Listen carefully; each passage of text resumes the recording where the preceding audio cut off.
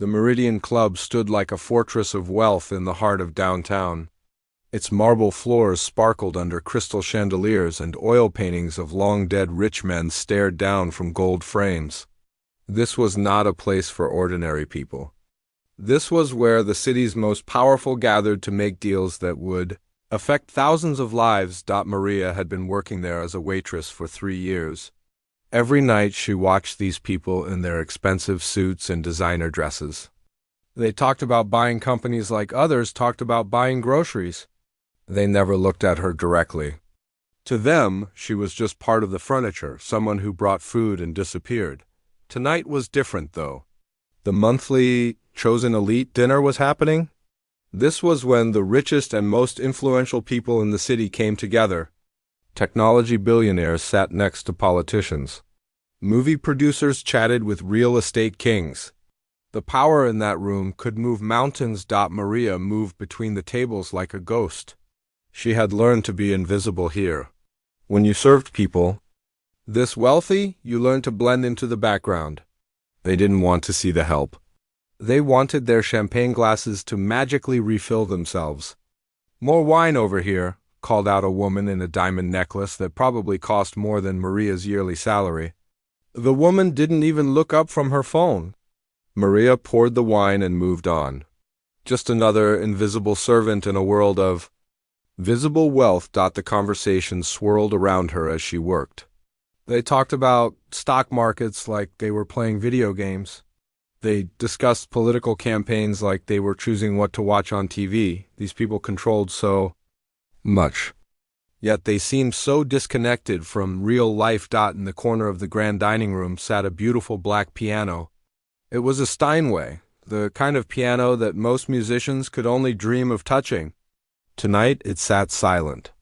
The hired pianist had called in sick at the last minute, leaving the elegant instrument unused. Maria had noticed the piano on her first day 3 years ago. Every night since then she had stolen glances at it. The keys seemed to call to her, but she had never dared to get close. This was not her world. She was just the help. As the evening wore on, the elite guests became more animated. Wine flowed freely, and their voices grew louder. They were discussing a new tech deal worth billions. Maria continued her work, refilling glasses and clearing plates, but her eyes kept drifting to that silent piano. She remembered being 8 years old, sitting at an old upright piano in her childhood home. Her fingers had danced across those worn keys like they were made for music. But that was a lifetime ago, before bills needed paying and dreams had to be put aside. The irony wasn't lost on her. Here she was, surrounded by people who could buy anything they wanted while she couldn't afford the one thing that had once brought her joy. The piano sat there unused while her musical dreams gathered dust in her heart. As Maria cleared another table, she overheard a conversation about talent and opportunity. One man was saying how success was all about being in the right place at the right time. Another argued that real talent always finds a way to shine through.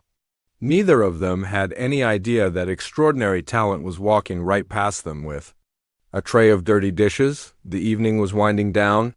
Most of the main courses had been served, and the guests were settling into their after-dinner drinks and cigars. The atmosphere was relaxed now, filled with the comfortable chatter of people who owned the world. Maria found herself with a rare moment of quiet. The kitchen staff was handling the dessert preparation, and most guests were too absorbed in their conversations to need immediate service. She stood near the kitchen door, looking out at the magnificent room with its soaring ceilings and elegant decor, but her eyes always came back to the piano. It seemed almost lonely sitting there, like a beautiful bird that had forgotten how to sing. The instrument was perfectly tuned and maintained. The club made sure of that, but it might as well have been a piece of expensive furniture for all the music it was making tonight. Maria took a deep breath and checked her watch. The evening was far from over, but she had learned the rhythm of these events.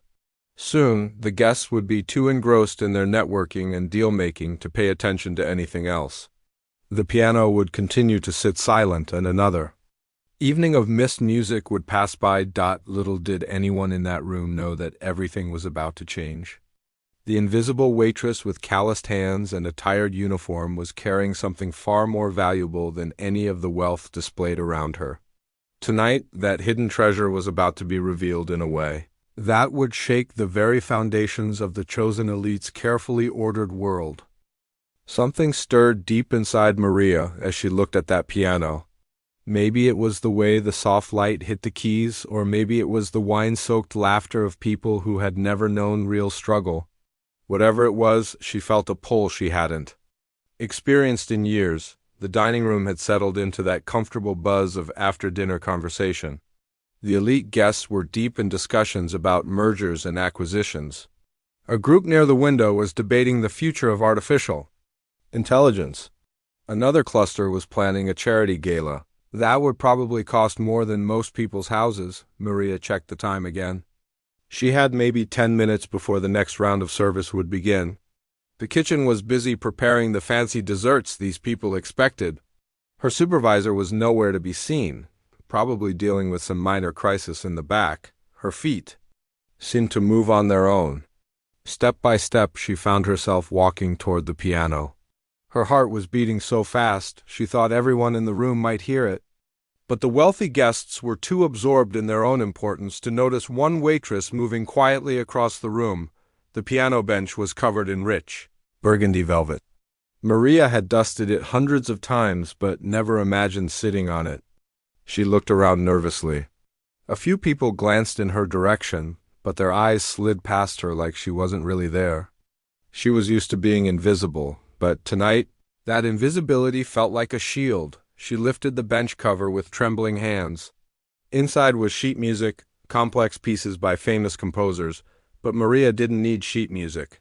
The songs she wanted to play were written in her heart, carved there by years of longing and remembering. Her mother had sacrificed everything to pay for piano lessons when Maria was young. They ate beans and rice for weeks just so Maria could learn from Mrs. Chun, the elderly piano teacher who lived 3 blocks away. Those lessons had been the brightest part of Maria's childhood, the one place where her family's struggles seemed to disappear. But when her father lost his job, the lessons stopped. The old upright piano they'd bought secondhand had to be sold to pay rent. Maria was 12 when she played her last song at home. She could still remember the hollow sound the house made after the piano was gone. Now, 15 years later, she was standing in front of an instrument that cost more than her family had ever owned. Her hands hovered over the keys like they were approaching something sacred. The muscle memory was still there, buried under years of carrying trays and wiping tables. A burst of laughter from the corner made her jump. 3 men in expensive suits were telling jokes about their golf games. One of them had just bought his 3rd vacation home. They had no idea that a few feet away, someone was fighting the biggest battle of her life. Maria's fingers finally touched the keys. They were cool and smooth, perfectly maintained. She pressed middle C very softly, so quietly that only she could hear it. The sound sent shivers down her spine. It was like hearing an old friend's voice after years of silence. She glanced around. Again, still invisible, still safe. Her left hand found its position, and her right hand followed. Muscle memory took over as her fingers found the opening notes of a piece she had learned when she was 9 years old. The first few notes were hesitant, like a rusty door opening slowly. But as the melody began to flow, something magical happened. The years melted away. The uniform she wore, the tired ache in her feet, the constant worry about bills, it all faded into the background. She was 9 years old again, sitting at Mrs. Chane's old piano, feeling like anything was possible. The music wasn't just coming from her fingers. It was coming from somewhere deeper, from a place that had been sleeping for too long. A waiter walked past with a tray of cognac, but he barely glanced at her. She was still invisible, still part of the background. But now she was part of the background that was making music. Real, beautiful, heartbreaking music. Her confidence grew with each note. The hesitation disappeared as her hands remembered what they were born to do. This wasn't just playing piano. This was coming home after a long, difficult journey. The piece she was playing was Chopin, a nocturne that spoke of longing and beauty and dreams deferred. It was perfect for this moment, perfect for this room full of people who had everything except the one thing Maria was giving them right now. As the melody swelled, Maria closed her eyes. For the first time in 3 years of working in this place, she wasn't thinking about the next table to clear or the next order to take. She was just Maria, making music, being herself in the most complete way possible. She had no idea that across the room, conversations were beginning to slow. She didn't notice that heads were starting to turn. She was lost in the music, lost. In the moment, lost in the courage it had taken to sit down at this piano and reclaim a piece of her soul. The invisible waitress was about to become very visible indeed. The music flowed from Maria's fingers like water that had been dammed up for years. What started as a quiet, careful melody began to grow stronger and more confident. The Chopin piece she was playing seemed to tell the story of her own life. Beautiful, sad, and full of hope that refused to die, one by one the conversations in the room began to fade. A woman discussing her latest art acquisition stopped mid-sentence. A man bragging about his new yacht found himself unable to remember what he was saying. The music was weaving itself into their consciousness, demanding attention in a way that money and power never could. Maria felt the change in the room's energy, but she didn't stop. If anything, it encouraged her to play with even more emotion. She transitioned seamlessly from Chopin into something more dramatic. Rachmaninoff's Piano Concerto No. 2. This was music that spoke of passion and struggle, of dreams that seemed impossible but refused to surrender. Her hands moved across the keys with a grace that seemed almost supernatural. Years of carrying heavy trays had made her fingers strong. Years of hardship had made her heart deep. Together, they created something that no amount of money could buy. The tech billionaire who had been discussing his latest startup acquisition found himself staring at the piano in amazement.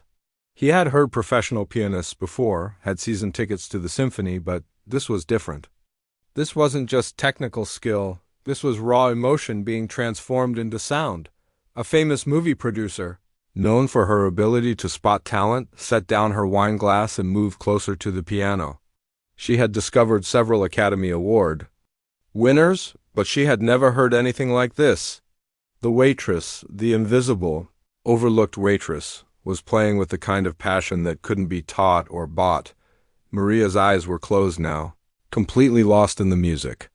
Her body swayed slightly with the rhythm, and her face showed every emotion the music contained. Joy, sorrow, hope, desperation, it was all there. Flowing from her heart through her hands onto the keys, the room fell completely silent except for the piano. Conversations about stock options and political campaigns seemed trivial compared to what they were hearing. These people who were used to having the best of everything realized they were witnessing something truly extraordinary. An elderly real estate mogul who had built half the city's skyscrapers felt tears forming in his eyes. He couldn't remember the last time anything had moved him this deeply. He had spent decades focused on profit margins and property values. But this music reminded him of something he had lost along the way, the ability to be truly touched by beauty. Maria's playing grew even more intense. She moved into a section of the concerto that demanded everything she had. Her fingers flew across the keys with precision and power. This was music that was supposed to be played with a full orchestra, but somehow she was making it work with just the piano, a prominent politician who was known for his stirring speeches found himself speechless. He had given talks to crowds of thousands, but he had never communicated anything as powerful as what this young woman was expressing through music. No words could capture what she was sharing with them. The music built to a crescendo that seemed to fill every corner of the grand room. The crystal chandeliers seemed to vibrate with the sound. The oil paintings on the walls seemed to come alive, as if the long-dead subjects were also listening to this extraordinary performance. A venture capitalist who prided himself on recognizing potential in young companies realized he was witnessing potential of a completely different kind. This wasn't about market disruption or profit margins. This was about human spirit, about talent that had been hidden but never destroyed. As Maria played, memories flooded back to her. She remembered her mother working 3 jobs to pay for those piano lessons. She remembered Mrs. Chun's patient encouragement. She remembered the day they had to sell their piano and how empty the house had felt afterward. But she also remembered every moment of joy that music had brought her. Every time a difficult piece finally clicked. Every time she had played something so beautiful that it made her mother cry. Every dream she had harbored about someday sharing her gift with the world. The music was telling all of these stories at once. It was 3 years of invisible service being transformed into something visible and magnificent. It was 15 years of silence being broken by sound so pure and powerful that it changed everyone who heard it. As the piece approached its dramatic conclusion, Maria played with everything she had. Her whole body was involved now, leaning into the music, putting her entire soul into every note. She wasn't just playing Rachmaninoff. She was playing her own story, her own dreams, her own refusal to give up on the beauty inside her. The final notes rang out across the silent room, hanging in the air like something sacred. Maria's hands remained on the keys for a moment, trembling slightly from the intensity of what she had just shared. Then, slowly, she opened her eyes and looked up. What she saw took her breath away. Every single person in the room was staring at her. The most powerful, influential, wealthy people in the city were looking at their waitress like they were seeing her for the very first time. And in a way, they were. The silence that followed Maria's performance was deafening. For a moment that seemed to stretch forever, nobody moved. The most powerful people in the city sat frozen, trying to process what they had just witnessed. Then, slowly, the spell broke. It started with one person clapping, then another. Within seconds, the entire room erupted in thunderous applause. These people who were used to the finest entertainment money could buy were on their feet, giving a standing ovation to their waitress. Maria stood up from the piano bench, her legs shaking. She looked around the room in disbelief. These same people who had barely acknowledged her existence for 3 years were now clapping for her with genuine enthusiasm. Some of them had tears in their eyes. A woman near the front of the room was crying openly. This was Helena Rosenberg, one of the most respected classical music promoters in the world. She had discovered 3 pianists who went on to win international competitions. She had an ear for talent that was legendary in music circles. Helena pushed through the crowd toward Maria, not caring that she was probably ruining her expensive dress. Her perfectly applied makeup was streaked with tears, but she didn't seem to notice. When she reached Maria, she grabbed her hands. "My dear," Helena said, her voice shaking with emotion, "in 40 years of promoting classical music, I have never heard anything like that. Who trained you? Where did you study?" Before Maria could answer, other people began gathering around them. A tall man in an expensive suit stepped forward. This was Robert Chang, the technology CEO whose company had just gone public for billions. He was known for his analytical mind and business acumen, not for emotional displays. "I need to tell you something," Robert said to Maria. "I've been to hundreds of concerts. I have season tickets to every major orchestra. But what you just did, that was the most beautiful thing I've ever heard." "Where have you been hiding?" Maria felt overwhelmed. All these important people were suddenly treating her like she mattered, like she was more than just someone who brought them food and cleared their tables. She tried to find her voice. I used to take lessons when I was little," she managed to say. "But we couldn't afford them anymore. I haven't played seriously in 15 years. The crowd around her gasped. Helena shook her head. In amazement, 15 years? You haven't played in 15 years and you can still play like that? This is impossible. This is extraordinary. Another woman stepped forward. This was Patricia Williams, who owned more real estate than anyone else in the state. She was known for being tough in business, but right now she looked genuinely moved. Honey, Patricia said gently, I need to know your story. How does someone with your talent end up serving tables? Not that there's anything wrong with serving tables, but you have a gift that the world needs to hear. Maria felt tears starting to form in her eyes. For years, she had pushed down her musical dreams. She had told herself that fantasies about playing piano were just that, fantasies. She had bills to pay, responsibilities to handle. Music was a luxury she couldn't afford. But now, surrounded by these successful people who were treating her talent as something precious, those old dreams started stirring again. Maybe, just maybe, it wasn't too late. A younger man approached the group. This was David Kumar, an entertainment lawyer who represented some of the biggest names in music and film. He had been talking on his phone constantly throughout dinner, but now his phone was forgotten in his pocket. "Excuse me," David said to Maria, "but I need to ask you something important.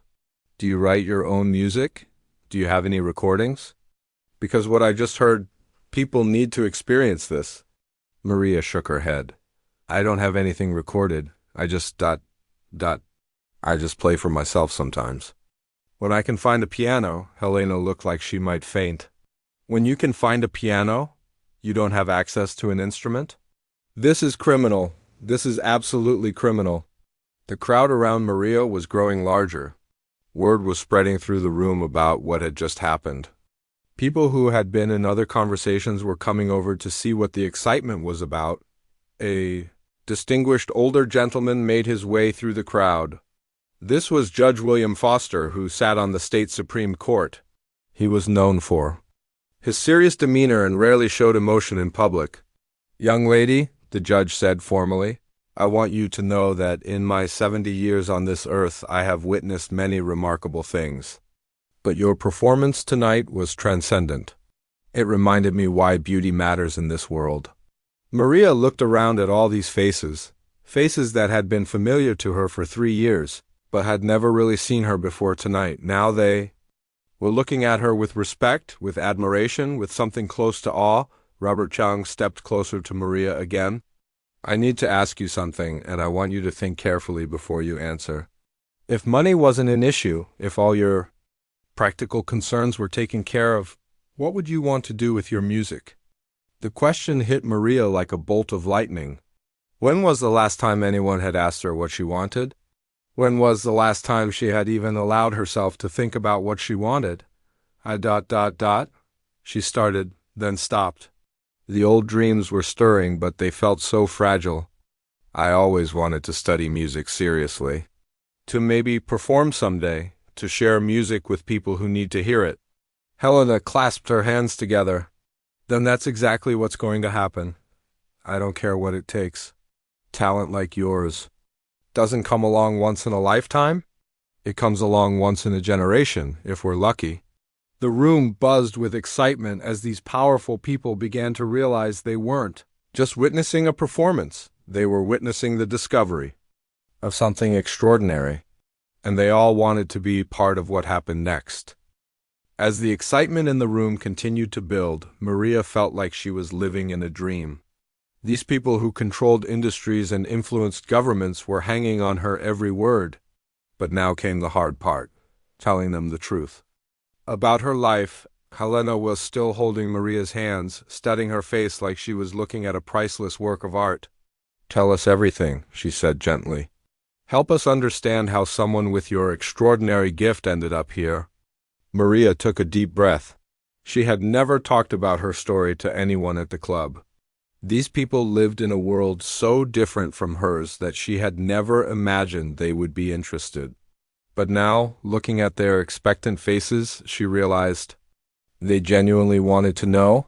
"My family came here from Mexico when I was 5, Maria began. "My parents worked in factories, but they saved every penny they could for my piano lessons. My mother said that music was the one thing that could never be taken away from me." The crowd listened in complete silence. Robert Chang, who was used to hearing pitches from entrepreneurs, found himself more engaged than he had ever been in any business meeting. "Mrs. Chun was my teacher," Maria continued. "She lived in a tiny apartment with an old piano that was probably older than she was. But she taught me that music wasn't about having fancy instruments. It was about having something to say and the courage to say it." Patricia Williams nodded knowingly. She had grown up poor herself, though she rarely talked about it publicly. She remembered what it was like to have big dreams and small bank accounts. I practiced every day after school, Maria went on, sometimes for hours. My parents would come home exhausted from work, but they never complained about the noise. They said hearing me play made all their hard work worth it. Judge Foster adjusted, his glasses completely absorbed in Maria's story. In his years on the bench, he had heard thousands of stories, but this one was touching him in a way he hadn't expected. Then everything changed when I was 12, Maria said, her voice getting quieter. My father got hurt at work. His back was damaged, and he couldn't do the heavy lifting anymore. They let him go, and he couldn't find another job that paid enough. Helena squeezed Maria's hands encouragingly. She could see how difficult this was to talk about, but she sensed there was more to the story. We had to make choices, Maria continued. The piano lessons stopped first. Then we had to sell our piano to pay rent. I remember the day they came to take it away. The house felt so empty and quiet after it was gone. Several people in the crowd looked uncomfortable. These were people who bought and sold things worth millions without thinking twice. The idea of a family having to sell their piano to survive was foreign to their experience. I tried to keep playing at school, but they cut the music program the next year. Budget problems, they said. After that, I didn't touch a piano for years. I got a job at a grocery store when I turned 16 to help my family pay bills. David Kumar, the entertainment lawyer, was shaking his head in disbelief. He represented artists who made millions, but he was learning that real artistry often came from people who had very little. I always thought about music, Maria said. Late at night, I would lie in bed and play songs in my head. But it seemed, like a fantasy, you know? Like something that happened to other people, not to someone like me, Robert Chung stepped forward. But you kept the dream alive somehow. Even after all these years away from music, you still had all that ability. How? Is that possible? Maria smiled sadly. Music doesn't leave you, even when you have to leave it for a while. It stays in your heart and waits. I guess tonight it was finally time for it to come out. Helena was crying again. As someone who had worked with many professional musicians, she knew how rare it was to find someone with both technical skill and deep emotional connection to music. Usually, those qualities came from years of expensive training and performance experience. There's something else, Maria said hesitantly. The reason I work 3 jobs, my mother is sick. She needs medical care that our insurance doesn't cover. Everything I make goes to her treatments. The room went completely silent. These people were used to dealing with big numbers and major business problems. But Maria's story brought everything down to a very personal human level. Patricia Williams wiped her eyes. Honey, how long has your mother been sick? 2 years now, Maria replied. It's her heart. The doctors say surgery could help, but it costs more money than I'll ever have. So I work here and at a diner during the day, and I clean offices on weekends. Judge Foster looked stunned. You worked 3 jobs and still found the energy to play like that tonight? Maria nodded. Music gives me energy, it doesn't take it away. When I played tonight, for those few minutes, I wasn't tired anymore. I was just ... me. Helena turned to face the crowd. Do you all understand what we're witnessing here? This young woman has more musical talent in her little finger than most people who call themselves professional musicians. And she's been hiding it away while working 3 jobs to take care of her family. Robert Chang was already pulling out his phone. This is unacceptable. No one with this kind of gift should have to choose between music and survival. David Kumar was nodding enthusiastically. The world needs to hear her play. This isn't just about helping one person. This is about sharing something beautiful with everyone. Maria looked around at all these passionate faces. 3 hours ago, she had been just another invisible worker. Now, she was surrounded by some of the most influential people in the city, and they were talking about her dreams like they actually mattered. I don't understand, she said quietly. Why do you all care so much about someone like me? Helena smiled through her tears. Because tonight you reminded us what really matters. You showed us that beauty and talent exist in places we never think to look. And now that we've found you, we're not going to let you disappear again. What happened next was unlike anything anyone at the Meridian Club had ever witnessed. These people who were used to competing with each other, who fought over business deals and social status, suddenly united around a single cause: helping Maria achieve her musical dreams. Robert Chang was the first to take action. He put his phone away and looked directly at Maria. "Here's what's going to happen," he said, with the same decisiveness that had made him billions. "You're going to quit all 3 of your jobs. Tomorrow, I'm going to cover all your expenses while you focus on music." Maria stared at him in shock. "I can't accept that. You don't even know me." "I know enough," Robert replied firmly. "I know you have a gift that the world needs to experience. And I know that gift can't flourish if you're working yourself too. Exhaustion just to survive?" Patricia Williams stepped forward before Maria could protest further. "And your mother's medical bills are taken care of as of right now?" "I'm calling my doctor tonight. He's the best heart surgeon on the West Coast."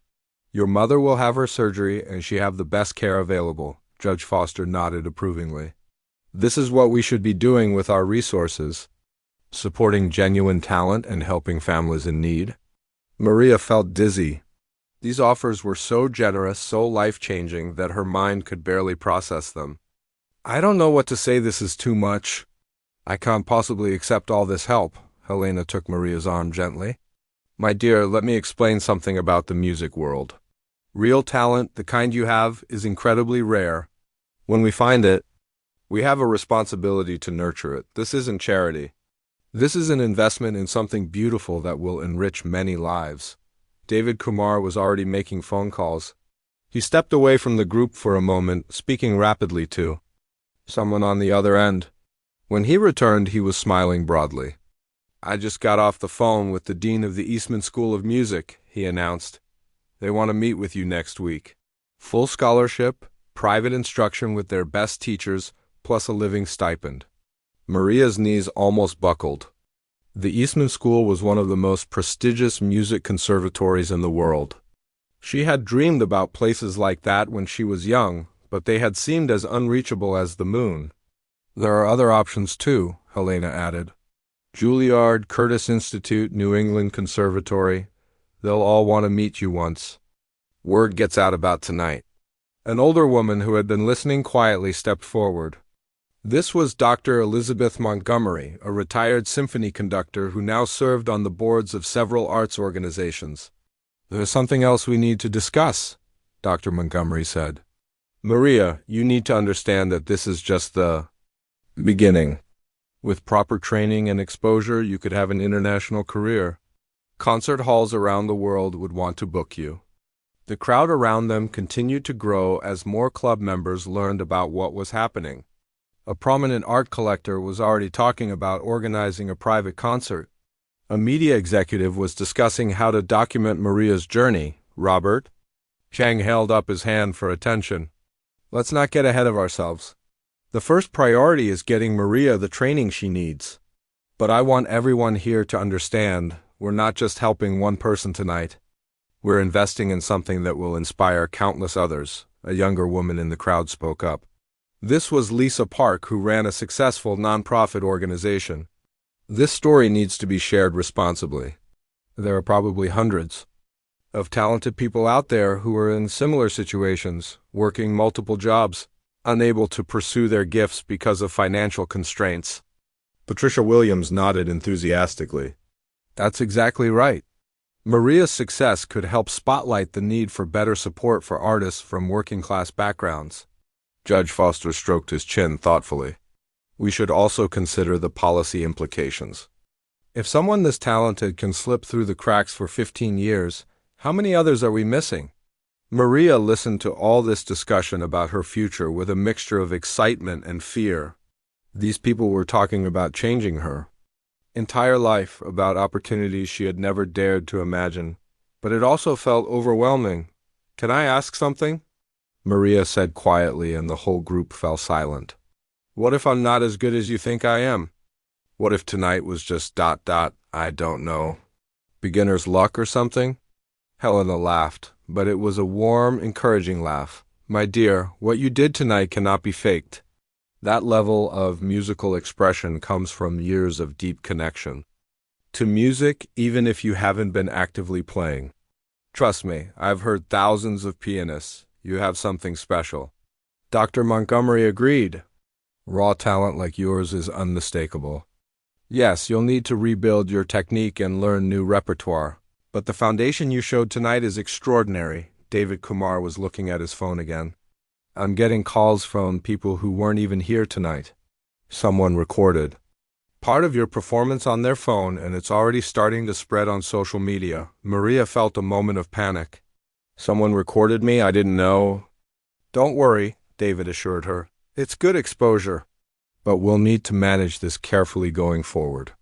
Your story is inspiring, but we want to make sure it's told in a way that protects your privacy while you're getting your training, Robert. Chang addressed the crowd. I think we need to give Maria some time to process all this. These are life-changing decisions, and she shouldn't feel pressured to decide everything tonight. But Maria surprised them all by shaking her head. No, I don't need time to think about it. I've been thinking about this my whole life. The only thing I've ever really wanted was to make music. If you're all willing to help me do that, then yes. Yes to all of it. The crowd erupted in applause again. Helena had tears streaming down her face as she hugged Maria tightly. Then let's make some beautiful music together, my dear. As the evening wound down, business cards were exchanged, phone numbers were shared, and plans were made. Maria found herself at the center of a network of support she had never imagined possible. The invisible waitress was about to become very visible indeed. But this time it would be on her own terms, sharing the gift she had always carried in her heart. The next 3 weeks passed like a whirlwind that completely transformed Maria's world. What started as one magical evening at the Meridian Club had grown into something much bigger than anyone could have predicted. It began the very next morning. When Maria's phone started ringing at 6 a.m., Helena was calling to arrange for a piano to be delivered to Maria's small apartment. Not just any piano, a baby grand Steinway, the same model as the one she had played at the club. I can't fit a grand piano in my apartment, Maria had protested, still half asleep. Then we'll find you a bigger apartment, Helena replied matter-of-factly. Robert Chang is handling that. You have a rehearsal space to find by this afternoon. By noon that day, Maria was standing in a beautiful studio apartment with floor-to-ceiling windows and, impossibly, a gleaming black piano in the center of the room. The rent was paid for 2 years in advance, courtesy of Robert's company, but the real shock came that afternoon when Maria's phone started buzzing with notifications. Someone at the dinner had indeed recorded her performance, and the video was spreading across social media like wildfire. Waitress stuns elite dinner with incredible piano performance, read one headline. Hidden talent discovered at exclusive club, read another. Within hours, the video had been shared thousands of times. David Kumar called her immediately. We need to meet. This is bigger than we expected, and we need to handle it properly. By the end of the week, the story had been picked up by local news stations, then national news, then international outlets. The video of Maria playing Rachmaninoff while wearing her Waitress uniform had touched something deep in people around the world. The comments on the videos were overwhelming. This made me cry, wrote one person. She plays with such emotion, wrote another. This is what real talent looks like, said a third, but along with the positive attention came opportunities that Maria had never dreamed possible. The phone. Calls started coming in, not just from music schools, but from concert venues, recording companies, and performance agencies. Helena was fielding dozens of calls daily. Everyone wants to book you, she told Maria during one of their planning meetings. Carnegie Hall, Lincoln Center, the Kennedy Center, but we need to be smart about this. You need training first. Dr. Montgomery had arranged for Maria to work with Professor James Liu, one of the most respected piano instructors in the country. Their first lesson was both humbling and encouraging. Your technique needs work, Professor Liu said honestly after hearing Maria play. 15 years away from serious practice shows, but your musical intuition is extraordinary. I can teach.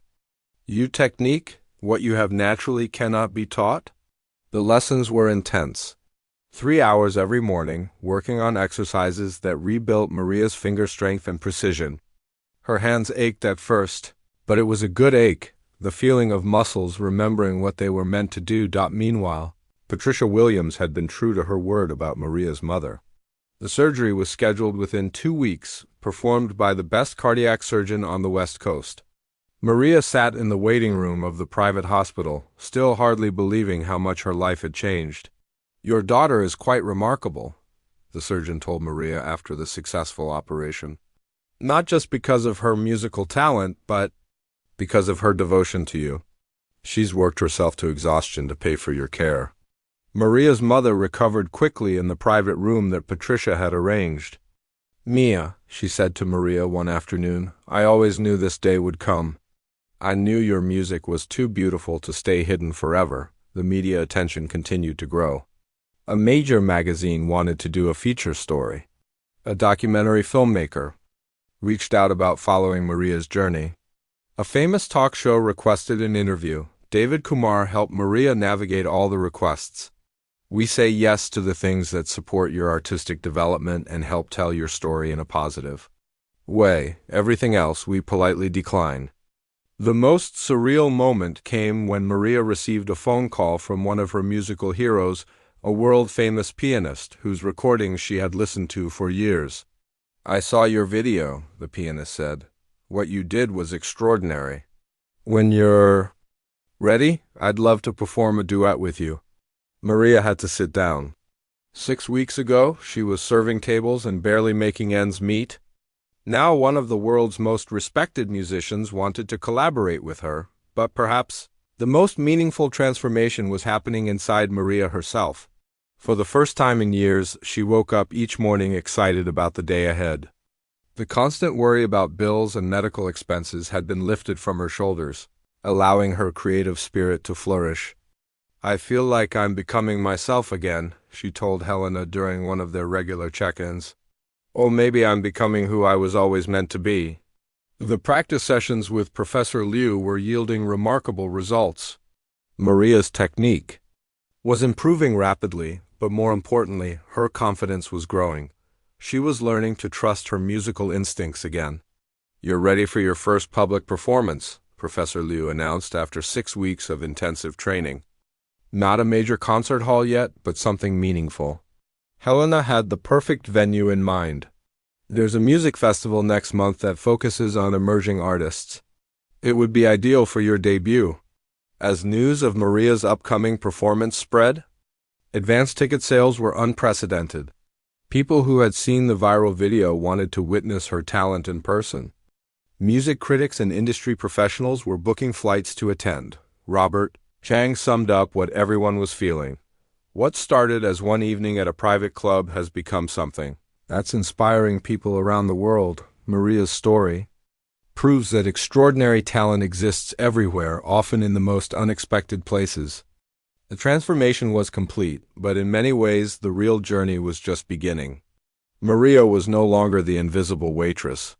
She was an artist, ready to share her gift with the world, surrounded by people who believed in her talent and supported her dreams. The little girl who had once practiced on an old piano in a small apartment was about to step onto stages she had only imagined in her most ambitious dreams. 6 months after that life-changing evening at the Meridian Club, Maria stood backstage at Carnegie Hall, preparing for what many were calling the most anticipated classical music debut in years. The sold-out crowd included music critics, industry leaders, and many of the same elite guests who had first discovered her talent. Her hands were steady as she adjusted her elegant black concert dress, a far cry from the waitress uniform she had worn that fateful night. But what hadn't changed was the deep well of emotion and musical passion that had captivated everyone who heard her play. Helena stood beside her, beaming with pride. "Are you nervous, my dear?" Maria smiled, surprising herself with how calm she felt. "Not nervous, grateful. 6 months ago, I thought my musical dreams were buried forever. Tonight, I get to share them with the world." In the VIP section of the audience, Robert Chung adjusted his bow tie and checked his watch. He had been to hundreds of business events, but nothing had excited him as much as tonight's concert. Beside him, Patricia Williams wiped away a tear before the performance had even begun. "I still can't believe this is really happening," Patricia whispered. Judge Foster nodded from his seat nearby. "It's remarkable how one moment of courage can change not just one life but inspire so many others." They were right about the broader impact. Maria's story had resonated far beyond the music world. The video of her playing at the club had been viewed millions of times worldwide. More importantly, it had sparked conversations about hidden talent, economic barriers to artistic education, and the importance of supporting the arts. Dr. Montgomery had helped Maria establish the Keys of Hope scholarship program, funded by donations from people inspired by her story. The program provided musical education and instruments to young people from low-income families, ensuring that other talented children wouldn't have to give up their dreams because of financial constraints. "We've already helped 50 young musicians this year," Dr. Montgomery had told Maria earlier that week. "Your story has opened doors for so many others." As Maria walked onto the Carnegie Hall stage, the applause was thunderous. The audience was on their feet before she had even reached the piano.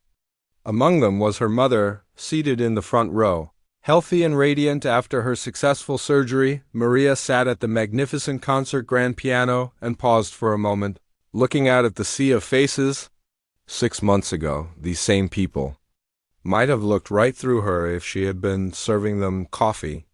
Tonight, they were here to celebrate her artistry. She began with the same piece that had started it all, Chopin's Nocturne in E-flat major.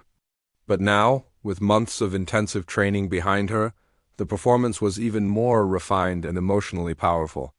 The technical improvements were obvious, but the heart and soul that had moved people in that first performance were still gloriously present. The audience was completely silent, hanging on every note. This wasn't just a concert. It was the continuation of a story that had captured the world's imagination. Maria transitioned into Rachmaninoff's Piano Concerto No. 2, the piece that had first stunned the elite guests at the Meridian Club, but tonight she wasn't alone. The New York Philharmonic accompanied her, turning her solo performance into a full orchestral experience. As the music swelled through the magnificent concert hall, Maria felt a profound sense of completion. This was what she had been meant to do all along. All the years of struggle, all the dreams deferred, all the nights spent working multiple jobs, it had all led to this moment. In the audience, David Kumar was already fielding calls from international venues wanting to book Maria for their upcoming seasons.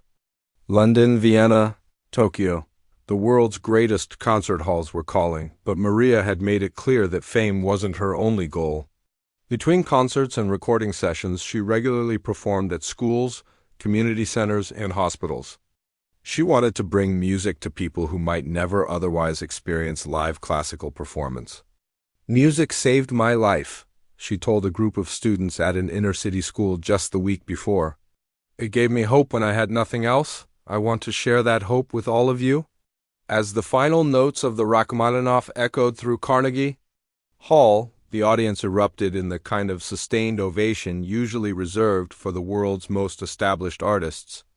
People were crying, cheering, and calling for encore after encore. Maria stood and bowed, her heart full of gratitude. She looked out at the audience and spotted the table where many of the Meridian Club members were sitting together. Robert Chung was beaming. Patricia Williams was openly crying. Helena was clapping so hard her hands must have hurt. But perhaps the most meaningful moment came when Maria returned to the Meridian Club the following week, not as a waitress, but as an honored guest for a special celebration dinner. The club had installed a small plaque beside their piano that read, "On this piano, Maria Rodriguez shared her extraordinary gift and reminded us that talent and beauty exist in the most unexpected places." The current waitstaff served the dinner, and Maria made sure to speak with each of them personally. She knew from experience how invisible service workers could feel in places like this. "Your performance that night changed all of us," Robert Chung said during his toast. But more than that, it changed how we see the world around us. It reminded us to look beyond the surface, to recognize the extraordinary in the ordinary.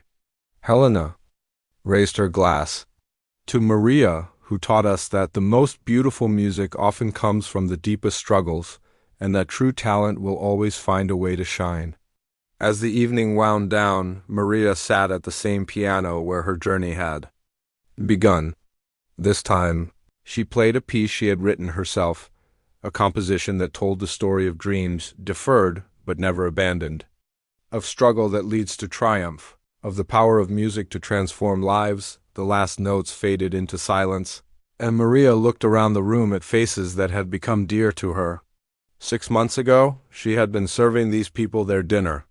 Tonight they had become her friends, her supporters, her chosen family, but perhaps the greatest transformation wasn't in Maria's circumstances.